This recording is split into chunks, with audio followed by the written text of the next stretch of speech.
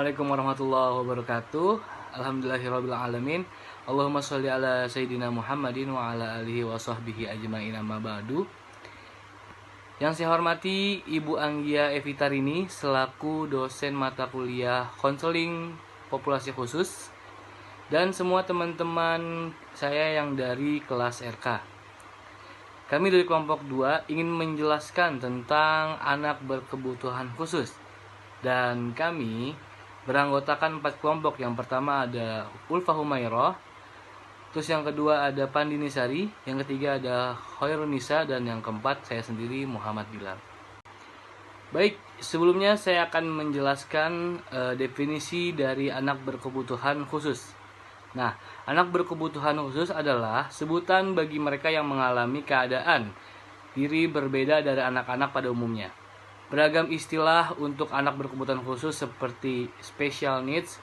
Ini diantaranya adalah eksepsional atau berbeda dari orang pada umumnya, impairment atau rusak atau cacat atau sakit, lebih pada makna medis, handicap atau tidak bisa mengakses lingkungan, dan disability atau tidak ada atau kurangnya fungsi.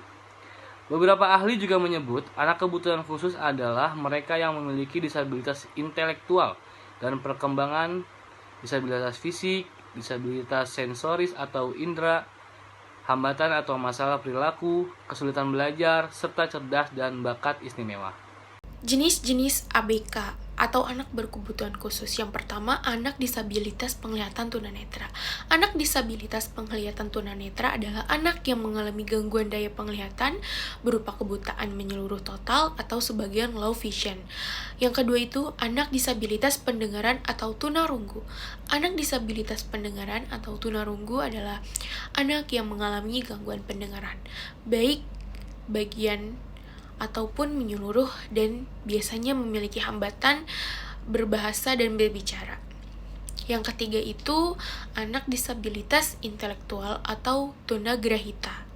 Anak disabilitas intelektual atau tunagrahita adalah anak yang memiliki inteligensia yang signifikan, berada di bagian bawah anak rata-rata seusianya, dengan ketidakmampuan dalam adaptasi perilaku yang muncul dalam masa perkembangannya. Yang keempat itu anak disabilitas fisik atau tunadaksa. Anak disabilitas fisik atau tunadaksa adalah anak yang gerak mengalami gangguan gerak akibat kelumpuhan, tidak lengkap anggota badan, kelainan bentuk dan fungsi tubuh atau anggota gerak. Yang kelima itu anak disabilitas sosial atau tunalaras.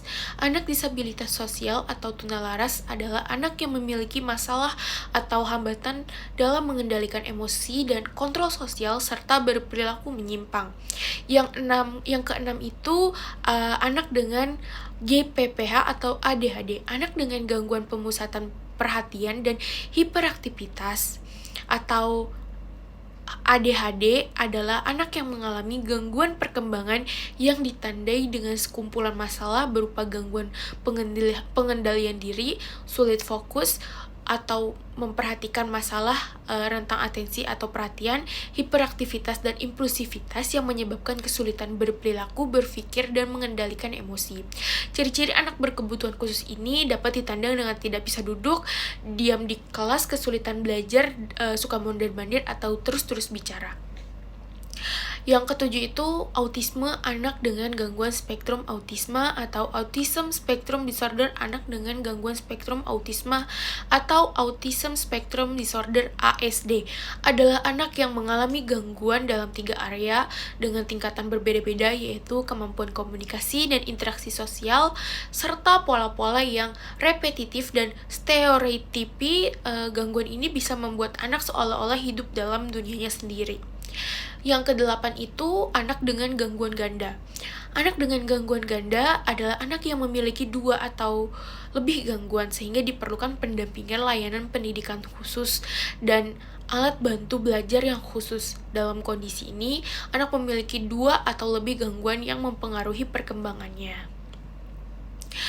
Yang kesembilan itu anak lamban belajar atau slowly Learner adalah anak yang memiliki potensi intelektual sedikit di bawah rata-rata, tetapi belum termasuk gangguan mental. Mereka butuh waktu lama dan berulang-ulang untuk menyelesaikan tugas-tugas akademik maupun non-akademik. 10. Anak dengan kesulitan belajar khusus. Anak dengan kesulitan belajar khusus adalah anak yang mengalami hambatan atau penyimpangan pada satu atau lebih proses psikologis dasar berupa ketidakmampuan mendengar, berpikir, berbicara, membaca, menulis, mengeja, dan berhitung.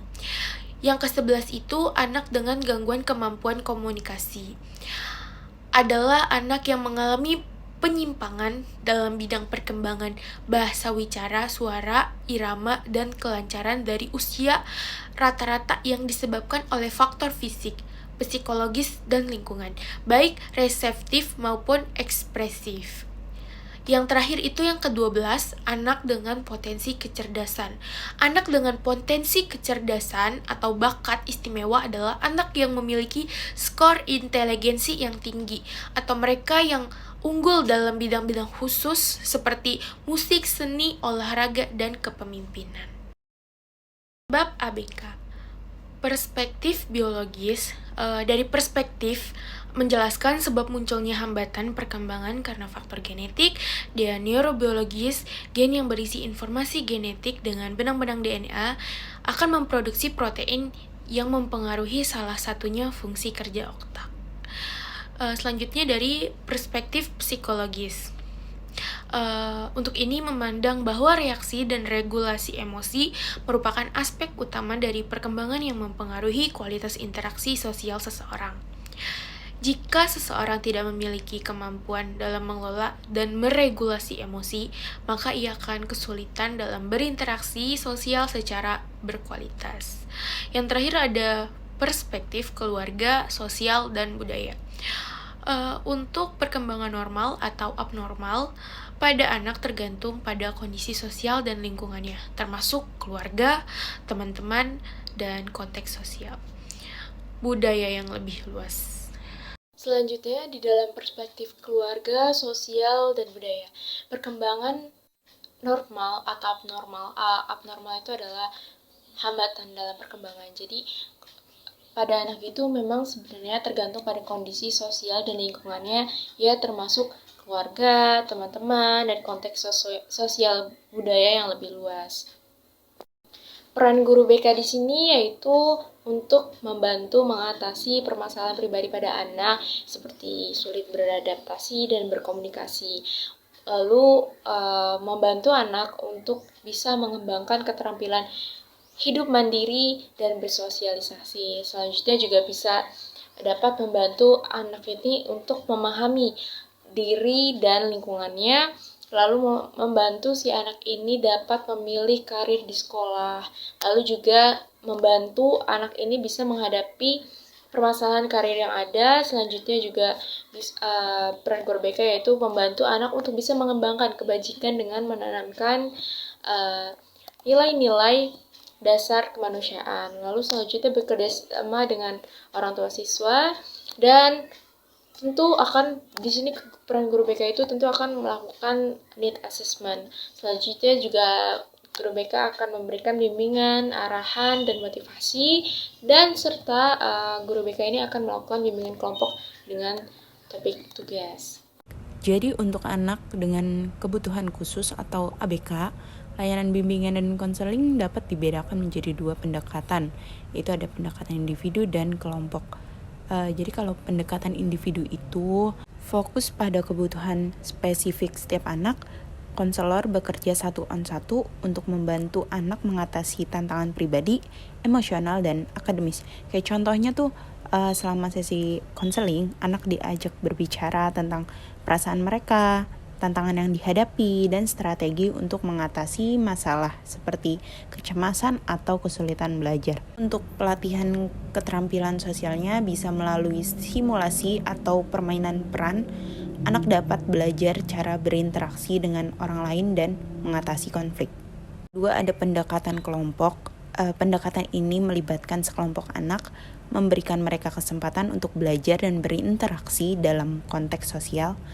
Ini dapat membantu mereka merasa lebih terhubung dan mengembangkan keterampilan sosialnya. Contohnya dalam sesi keterampilan sosialnya, anak-anak belajar berinteraksi dalam kelompok seperti bermain game yang membutuhkan kerjasama, berbagi, dan berkomunikasi. Dua pendekatan ini saling melengkapi dan dapat digunakan sesuai dengan kebutuhan spesifik anak untuk mencapai perkembangan optimal.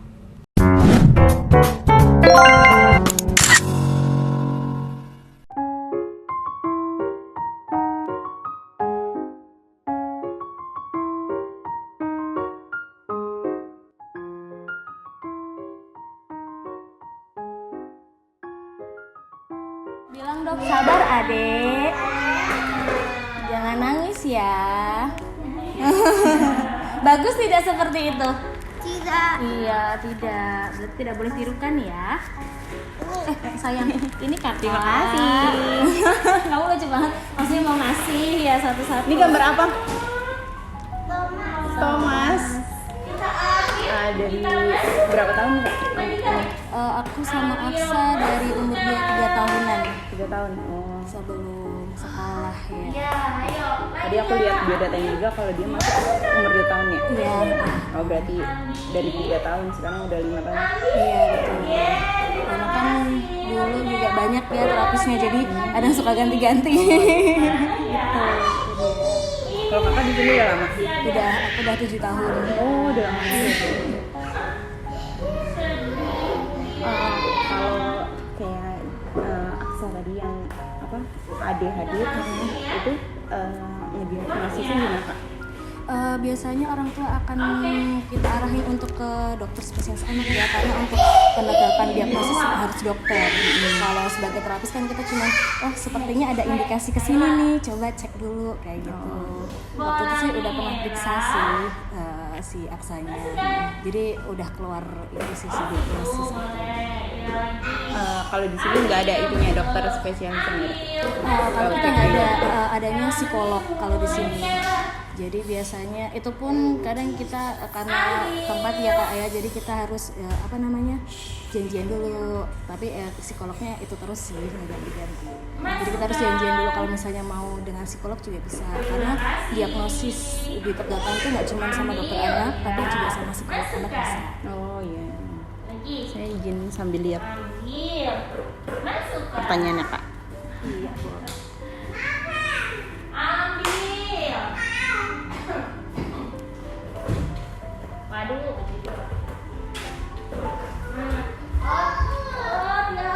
Terus kalau metode yang kakak gunain buat pelajaran buat kebutuhannya dia gimana Kak? Kadang itu karena dia hari ini lagi verbal behavior ya, jadi kadang ada metode dengan aba, tapi abanya yang enggak yang aba. Biasanya kan kaku ya, ayo ambil, ayo sampai diulang 3 kali. Kalau kita agak fleksibel, jadi sambil melihat anaknya juga kayak gitu. Jadi nggak selalu harus dipaksain untuk ayo belajar kayak gitu. Jadi nyesuaiin dianya. Iya betul. Terus kalau tantangan yang kakak hadapin selama ngituin Aksa? Itu tadi, makanya kalau dia udah lagi bad mood sama perilakunya lagi yang nggak oke. Karena kadang kalau anak ada indikasi ADHD, kalau mereka kebanyakan gula pasti metabolisme dia akan terganggu ya, jadi akan hiperaktif banget. Nah itu dia yang kadang udah yang ayo kita harus gerak dulu baru nanti ikutin aturan lagi kayak gitu. Ntar kalau misalnya dia lagi bad mood, kadang ya kita kita boleh izinin untuk free time dulu, tapi habis itu ikutin aturan yang kita buat. Oh udah boleh, oke. Kita kayaknya jeda dulu karena aku mau laporan dulu. Oh iya, makasih.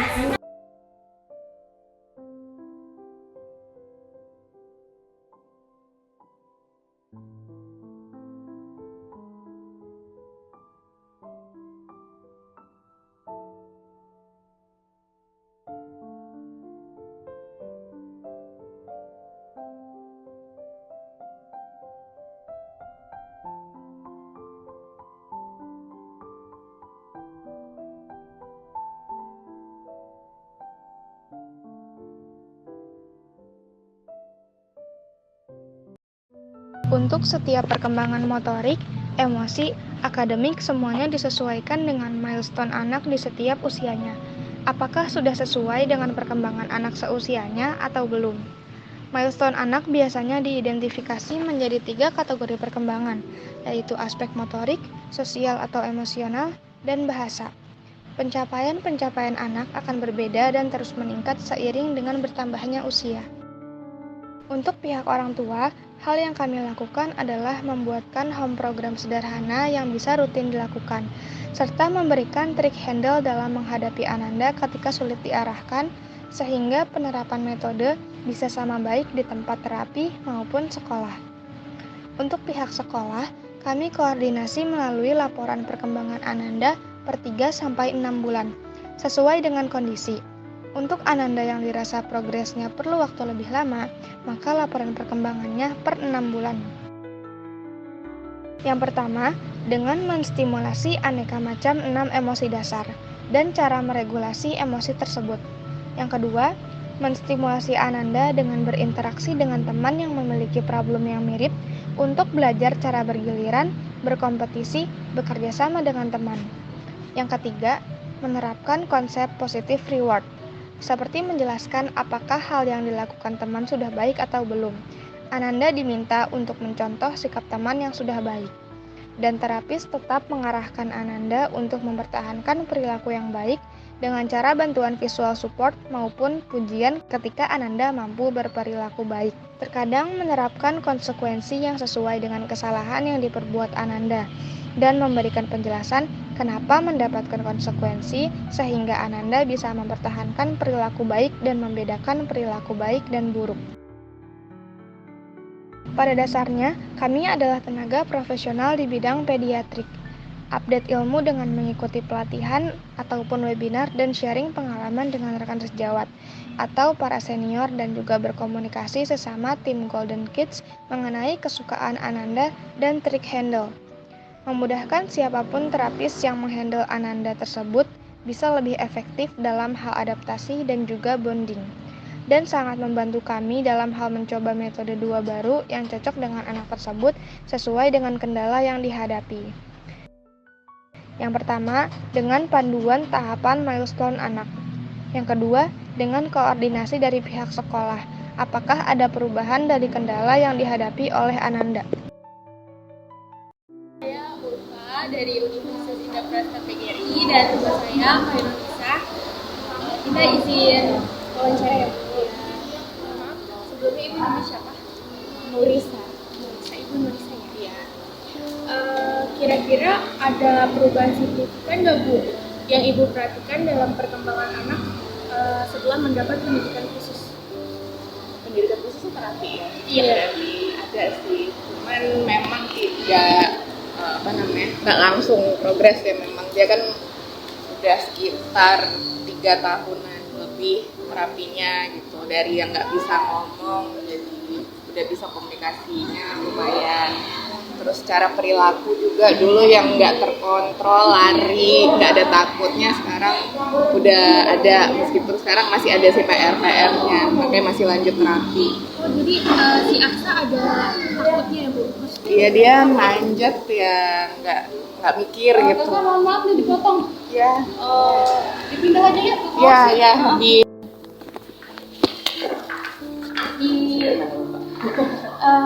Aksa ada takutan. Dia malah nggak ada, karena kan di cek apa bahasanya tuh ada hipersensitif sama hipo. Nah dia mungkin ada beberapa yang hipo gitu, kayak di tangan waktu di observasi di sini sih.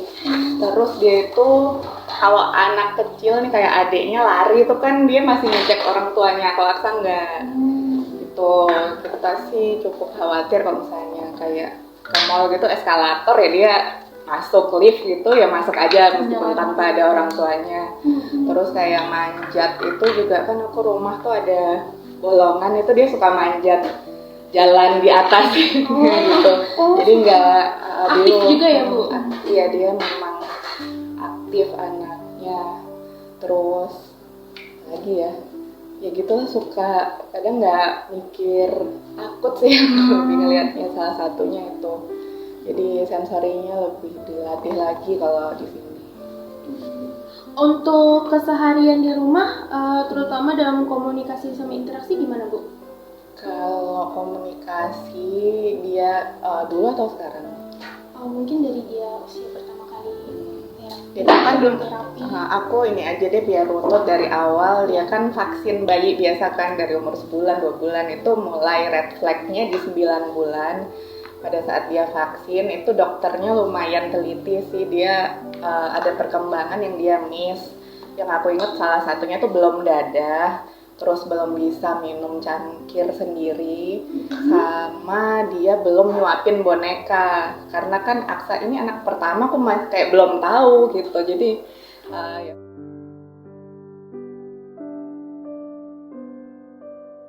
Gitu. Jadi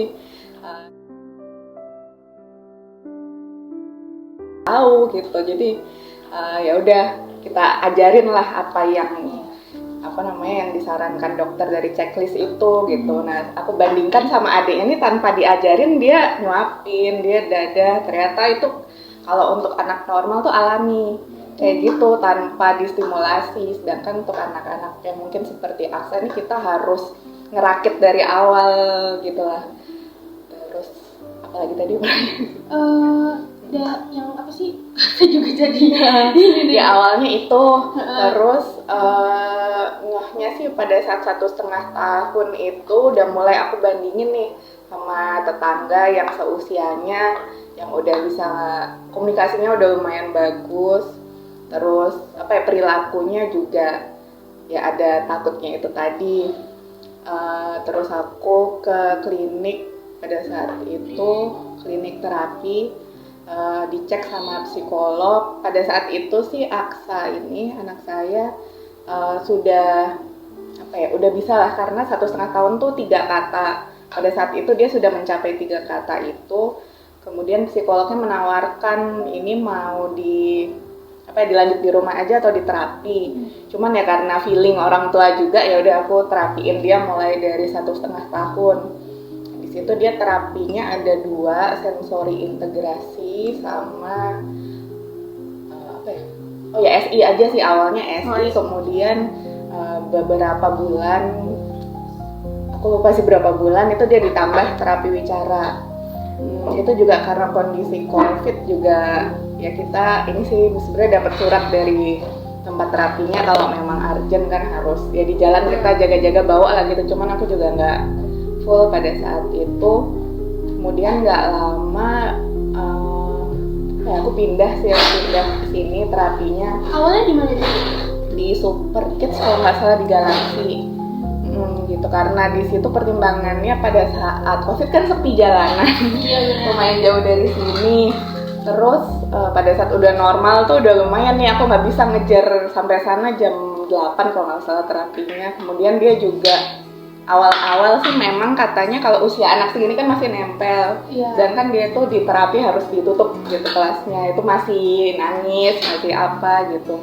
Dan perkembangan juga sih aku kayaknya, menurut aku ilmu kayak di terapi ini sekarang kan ada yang namanya verbal behavior. Kalau dulu tuh langsung tuh dia habis SI bicara, sedangkan di terapi bicara tuh dia kayak nangis doang, dan mungkin dia kayak bingung juga, ini kan nggak banyak mainan, kalau SI banyak mainan, disuruh bilang itu dia nangis nih, apa sih mungkin pikirannya gitu kan. Akhirnya menurut aku nggak berkembang. Begitu aku pindah ke sini sih, pada saat itu aku concernnya yang penting dia nyaman dulu gitu, karena di situ dia baru masuk kelas kayak aduh udah tahu kan mau ngapain gitu. Akhirnya aku juga untungnya Bu Titah juga dia sukanya apa gitu. Akhirnya dia kan sukanya mobil-mobilan kayak puzzle, semua mobil akhirnya. Makanya dia nyaman di sini lumayan nyaman. Terus di sini waktu itu terapinya SI ada VB itu ternyata gitu, karena aku juga ngobrol sama dokter, percuma anaknya diajarin tapi nggak mau kayak kepatuhan juga kan perilaku gitu. Gitu. Terus di sini itu sih kayaknya SIVB, sempat terapi wicara. Terus dia juga sukanya nonton dan dengerin lagu bahasa Inggris. Jadi terakhir ke dokter itu dia L dan R-nya agak rancu kayak bule lah gitu, ngomongnya gitu, bular atau apa gitu. Waktu itu sih ngelancarin itu aja, berjalannya waktu dia bicaranya udah enggak. Sekarang itu SI sama PB ada okupasi sebenarnya. Terus dia sekolah sekarang sih inklusi sekolahnya.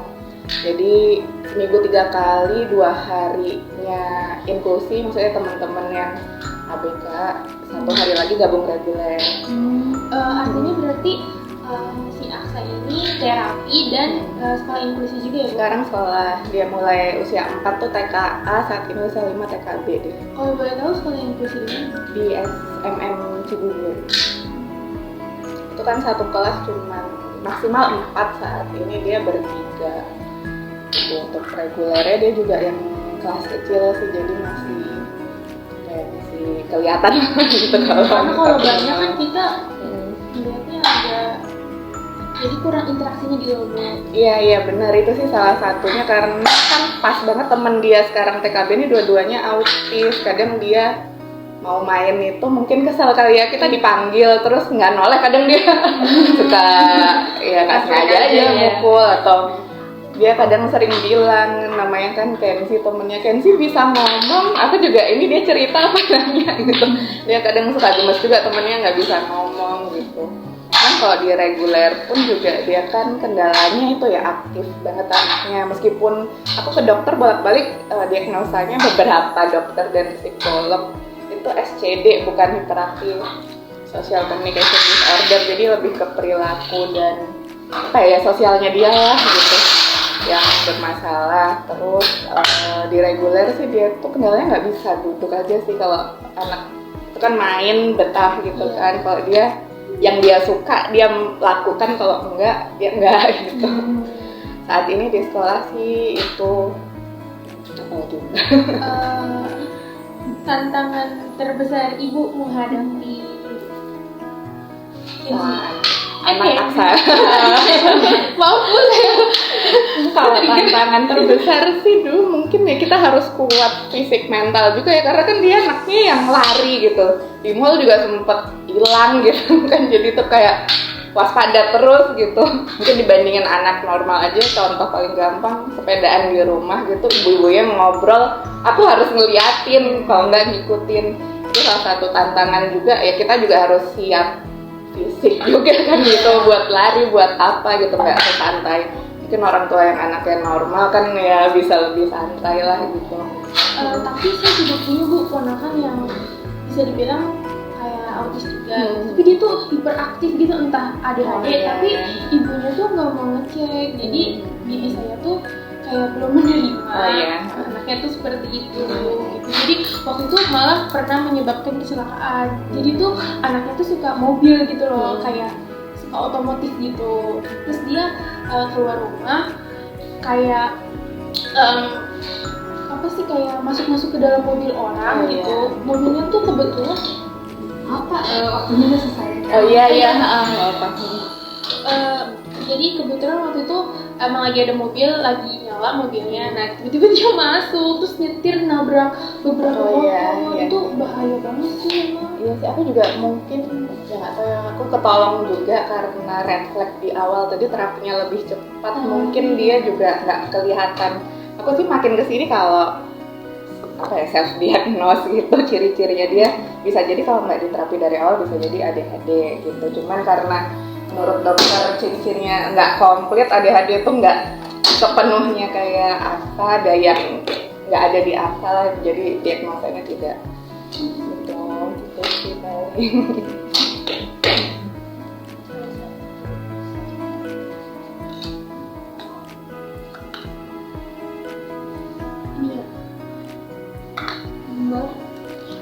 Satu pertanyaan lagi ya Bu, ada aktivitas atau pendekatan tertentu yang membantu Aksa untuk berkembang lebih baik?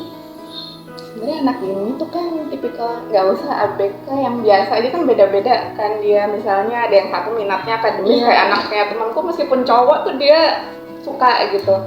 Nah kalau Aksa ini aku lebih melihat dia apa ya, menggali potensinya dia aja sih gitu. Kayak dulu tuh dari awal waktu COVID tuh kan aku cuman apa sih di online. Nah itu dikasih tahu tuh waktu itu dia cuman ngeliatin Aksa doang di layar. Dia suka buang-buang galang ini itu gitu. Terus dikasih tahu, Bu itu bukan nakal ya, anaknya sensory seeker di suara. Makanya dia suka buang-buang, kan kita kalau nggak tahu dia ngepin nakal apa jangan-jangan gitu kan. Akhirnya waktu itu sih diarahkan untuk beli aja alat musik berbagai macam semampunya gitu. Maksudnya kalau kan ada yang mahal, akhirnya ya udah xylophone, pianika itu kan juga buat dia tiup, suling, pokoknya yang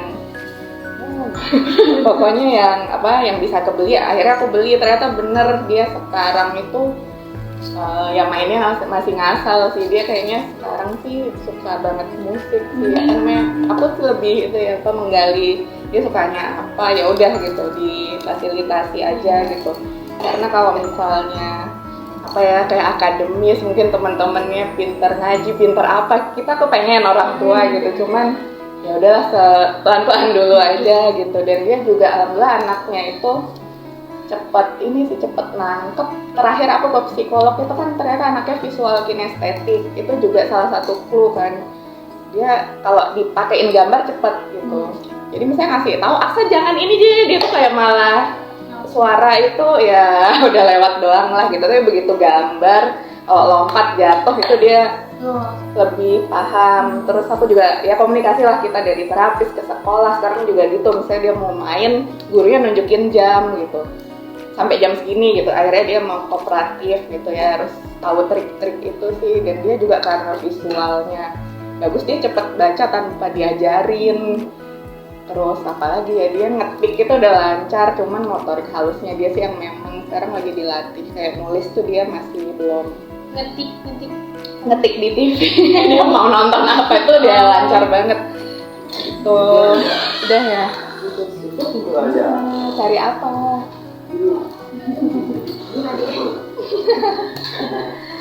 Jadi ya udah, maksudnya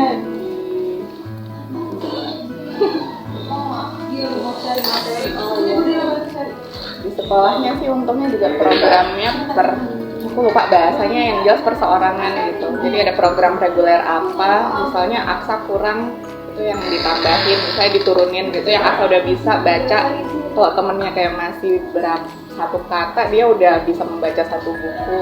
Jadi disesuaikan sama sekolahnya juga, biar dia nggak terlalu ketinggalan. Yang nggak bisa nggak terlalu, yang udah bisa nggak terlalu ngikutin temennya. Bisa lagi nggak? Perkembangannya udah jauh lebih baik ya Bu ya dari sini. Iya sih, kalau perkembangan sih ada.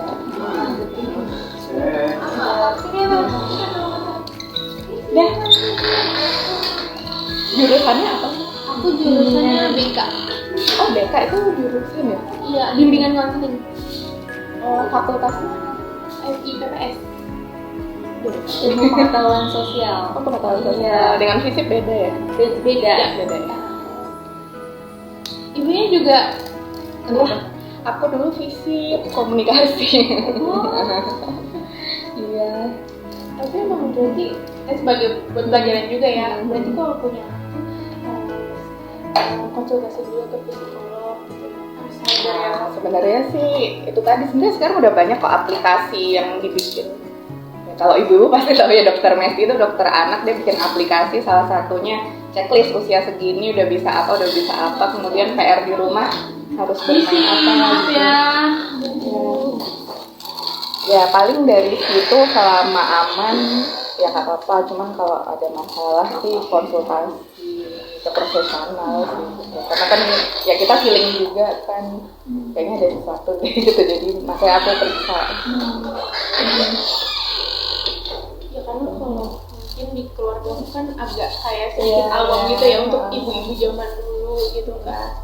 Gak semua ibu-ibu zaman sekarang kan banyak yang paham. Dan aku juga salah satu yang aku syukuri itu juga jauh dari keluarga sih. Karena keluargaku mertua semua sama keluargaku di Surabaya, di sini kayak sendiri gitu. Jadi keputusan ya udah kita yang ambil, meskipun tetangga sih ada aja nggak apa-apa anaknya cuman ini kok cuman itu gitu kan. Tapi ya gimana pun juga feeling, dan untungnya suamiku juga yang support lah, kita juga pelan-pelan yang ngasih tahu gitu kayaknya ada kendala ini, kayaknya ada kendala itu gitu. Nah disitulah ya untungnya juga tapi udah mulai banyak juga sih. Yang ini kan salah satu yang deket rumah, alhamdulillah dapet yang deket gitu. Ibu rumahnya di mana, Bu? Itu di belakang sini Pabuaran. Ini kan hankam, belok situ dikit, putar balik udah ya, cuma 2 kilo aja. Itu cuman sekolah yang masih lumayan jauh ya, karena aku kan sekolahnya dia di Cibubur gitu, seberangnya TSM.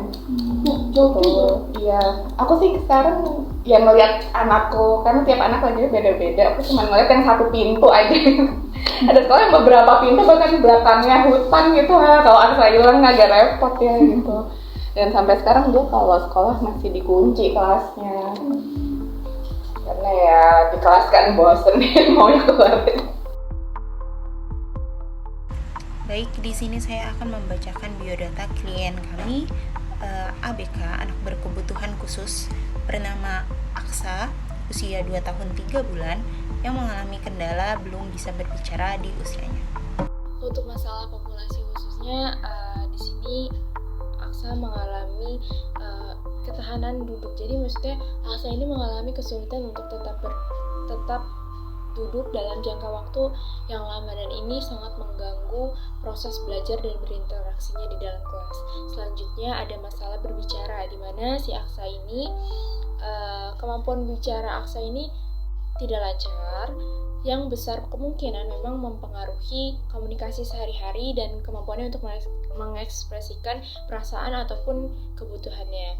Lalu cara penanganan konseling yang tepat ini bisa dengan pendekatan individu, di mana konseling ini memang harus disesuaikan dengan kebutuhan khusus Aksa dengan memperhatikan ketahanan fisiknya dan kemampuan berbicara yang terbatas. Selanjutnya konseling dengan visual dan technical support, di mana dengan menggunakan alat bantu atau visual atau gambar untuk komunikasi, serta aktivitas yang melibatkan sentuhan fisik dan juga untuk menjaga fokusnya.